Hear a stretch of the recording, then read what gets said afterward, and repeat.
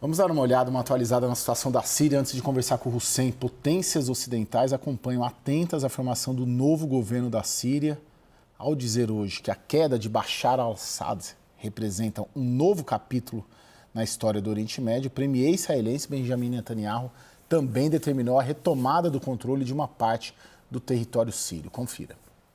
3 grandes bases militares com dezenas de helicópteros e jatos foram atacadas por Israel na maior ofensiva desde que os rebeldes tomaram o poder na Síria.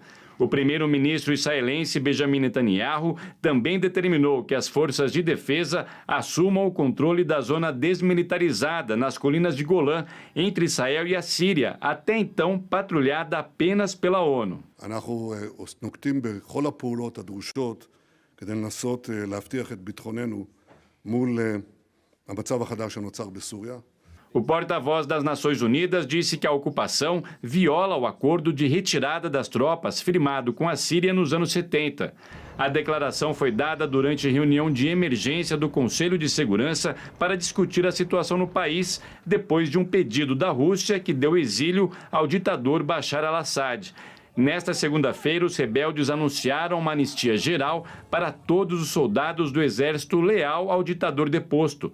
O comunicado diz que qualquer violência contra os militares está proibida. Também nesta segunda, o líder do grupo HTS, Abu Mohamed al-Golani, afirmou que se reuniu com o ex-primeiro-ministro do governo sírio, Mohamed Ghazi al-Jalali. Segundo os rebeldes, o encontro serviu para coordenar a transferência de poder de forma a garantir a manutenção dos serviços ao povo sírio. Os interesses difusos dos grupos insurgentes deixam dúvidas sobre o futuro da Síria após 54 anos de ditadura, colocando em alerta potências ocidentais.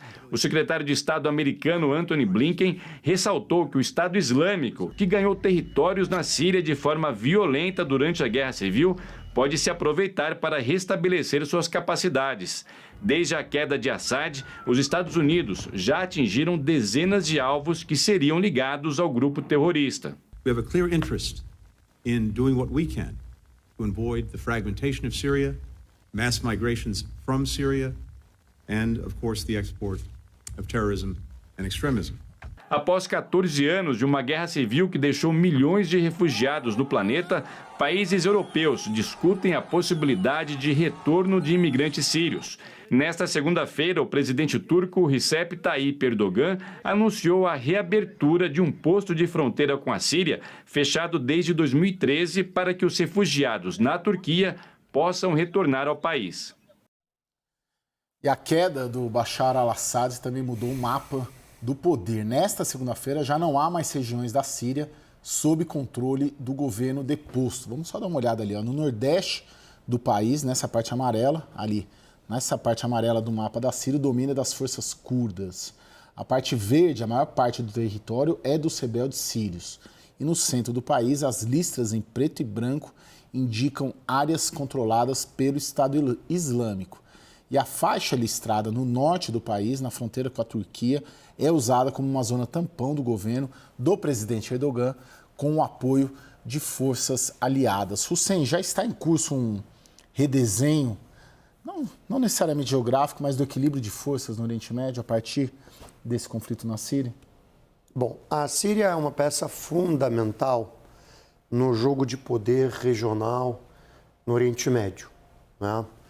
É uma peça vital no embate entre os países que compõem a Aliança Pró-Ocidente contra os países que compõem a Aliança Anti-Ocidente, né?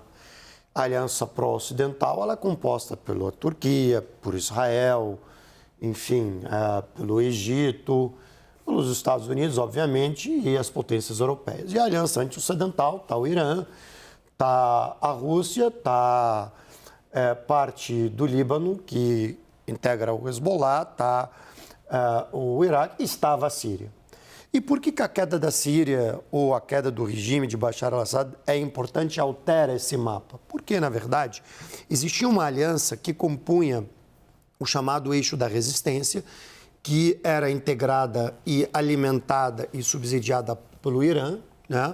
pelo governo de Teherã, que vinha interligando o Irã ao Iraque, à Síria e ao Líbano. Uma vez que você elimina a Síria, que era a peça central neste eixo, você literalmente amputa essa conexão entre o Irã e o Líbano. E o Líbano é uma peça central como uma força de resistência militar a Israel. E ao você tirar a Síria, você põe as forças ocidentais numa linha de contenção e de compressão ao Iraque contra o Irã. Então, basicamente, a próxima peça no tabuleiro a ter que cair é o Irã dentro dessa estratégia. Dá para fazer essa aposta que essa movimentação toda, o Irã é o próximo alvo? A correr um risco de queda do regime até? Bom, se você perguntar, aí entre os jogadores regionais, entre os players regionais, cada um tem o seu interesse. Obviamente que Israel e Turquia, embora no caso específico da Síria, eles dialogaram e alinharam sua estratégia. Mas dentro de um outro tabuleiro, eles possuem interesses não necessariamente simétricos. Turquia e Israel não têm o mesmo interesse, né, na queda do Irã. Israel tem interesse na queda do regime iraniano, enquanto a Turquia não necessariamente tem esse mesmo interesse. Mas na Síria, Israel e Turquia tinham interesse na queda do regime de al-Assad. Síria, Israel por seus próprios motivos, porque uma vez que cai o regime de al-Assad, significa que esse território passará a ser controlado por um governo mais pró-ocidental e como a gente viu agora, Israel avançou suas tropas militares dentro do território sírio. Isso significa que eles estarão muito mais perto, patrulhando os canais em que poderiam passar armamentos clandestinos para o Hezbollah, e a Turquia, que seu aliado de Israel circunstancialmente dentro do território sírio, também estará monitorando o escoamento de armas. Sim. Portanto, sob esse aspecto em particular, a Síria se torna um território controlável de acordo com o interesse dos dois. No entanto, no caso do Irã, os interesses não são simétricos, né, por outros motivos estratégicos, né? Bom, então, o jogo regional, na verdade, ele não é monolítico. Não é porque Turquia e Israel são aliados num tabuleiro, eles serão aliados necessariamente nos demais tabuleiros regionais, né? Se a gente olhar a posição do Irã nessa equação, quer dizer, o Irã, ao ver que o regime estava para cair, recuou o seu posicionamento, né? Não decidiu enviar observadores militares, nem forças militares da Guarda Revolucionária. Basicamente, o que se percebeu é que o Irã tirou o corpo fora para os observadores na região, né? Por quê? O Irã anteviu de que era a próxima peça no tabuleiro a ser alvejada. Se o Irã se envolveria na tentativa de conter o avanço dos rebeldes, as forças, digamos, militares se desgastariam, prolongariam um pouco a sobrevivência do governo, do regime sírio, né? Sem grande sucesso, na verdade, se tornariam vulneráveis internamente, mais suscetíveis a uma derrocada rápida do regime iraniano. Daniel, deixa eu pegar aqui essa deixa sobre o Irã, mas antes recuar uma casinha aqui. Acho que uma grande dúvida que ficou para a gente a partir da deposição de Bashar al-Assad é se o que está se instalando na Síria é um regime pró-democracia de fato, ou se a gente está caminhando para um Estado falido e dominado por um braço ali da antiga Al-Qaeda. Para voltar para o Irã também, se você puder contemplar isso, uma dúvida que me surgiu foi o seguinte: poxa, o Irã está perdendo ali os seus grandes aliados, ou vendo os seus aliados diminuírem muito o seu poderio nas guerras de procuração que fazia. O Hezbollah está mais fraco do que era alguns meses atrás, outros parceiros do Irã mais ainda. E na semana passada, a Agência Internacional de Energia Atômica mais uma vez disse: o Irã está cada vez mais perto de ter a capacidade de fazer uma bomba nuclear. A decisão parece caminhar muito mais para algo político, fazer ou não a bomba, do que ter a capacidade tecnológica de fazê-lo ou não. Então, tenho essas duas perguntas. Síria é um Estado, vira um Estado democrático ou vira um Estado falido? E o Irã fica mais perto agora de uma decisão política de fazer a bomba nuclear? Daniel, a tua pergunta é muito interessante sobre o seguinte aspecto. Interessará a quem exercerá o controle político sobre a Síria que haja um Estado de fato democrático? Essa pergunta é chave. Interessará as potências ocidentais que agora têm, digamos, o upper hand sobre a Síria, que Síria seja de fato um Estado democrático? Por que essa pergunta?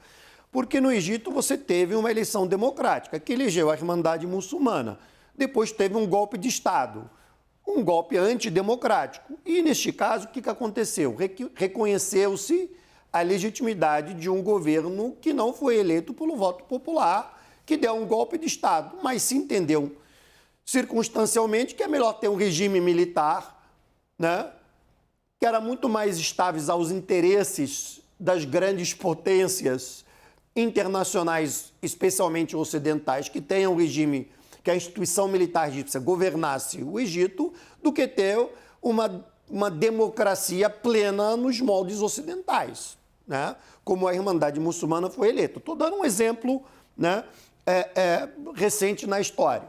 Então, na Síria, se você tiver uma eleição livre e se eleger um governo pan-arabista, independente, interessará que não tem interesse de assinar um acordo de paz com Israel, certo?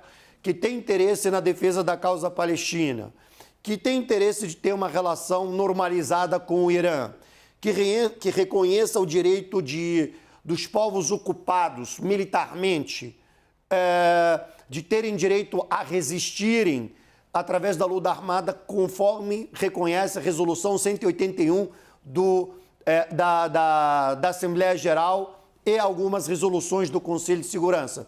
Interessará as potências ocidentais? Provavelmente não. Provavelmente quererão um governo, digamos, de corte que ofereça maior estabilidade. E, nesse caso, não interessará, então, um formato tão democrático. Então, tudo vai depender de quem irá exercer uma influência política e como será essa influência. Talvez poderá interessar uma democracia desde que ela seja controlável, manuseável a um ponto em que se possa garantir o resultado. Bom, aí temos que discutir se esse tipo de democracia que o povo sírio quererá. Bom, essa é uma resposta que eu tenho. A segunda resposta sobre o Irã, no Irã existem dois grupos, basicamente no que diz respeito ao programa nuclear, né? São 4 grupos políticos que se antagonizam, né? Que se antagonizam no geral, mas 2 grupos essenciais. O grupo militar, que entende que o Irã só terá a capacidade de se defender se tiver a bomba atômica, de fato, e só será respeitado internacionalmente pelo Ocidente, por exemplo, se tiver a bomba atômica, terá um poder dissuasório concreto, né? E aí ninguém ousaria avançar uma linha para tentar derrubar o regime, né? E outro grupo que acredita que não, que de fato o Irã deveria se desvencilhar dessa relação com os movimentos de resistência, que deveria ir para uma negociação nuclear com as potências mundiais, como fez o presidente Rouhani, né? E seu negociador, o Jawad Zarif, né? E para um acordo, se abrir para o Ocidente, se integrar à economia global, retirar as sanções, né? E acreditam que o regime permanecerá e, com o passar do tempo, haverá uma transição natural para um outro modelo de governo. Então, existem esses 2 grupos. Acontece que essa experiência, esse segundo grupo, que acreditava no Ocidente, na negociação, né, acabou acabou tendo a sua expectativa frustrada. Por quê? Só para você concluir, por causa do nosso horário. Acabou tendo a expectativa frustrada porque o governo Trump rompeu o acordo nuclear. Isso deu força para esse primeiro grupo, que acredita na bomba atômica. E aí, por isso que eu acho que o Irã está enriquecendo urânio de forma acelerada, porque a bomba atômica eles sabem fazer, eles dominam o ciclo, né, de fazer a bomba atômica. O problema é a capacidade de lançamento balístico. Por isso que eles estão enriquecendo de forma acelerada, tá? E, para concluir, eles estão enriquecendo, eles acham que quanto mais perto tiver a maior índice de enriquecimento, se forem para uma negociação, mais, digamos, força eles terão no processo negociador. Ou mais perto estarão da bomba, ou uma coisa ou outra.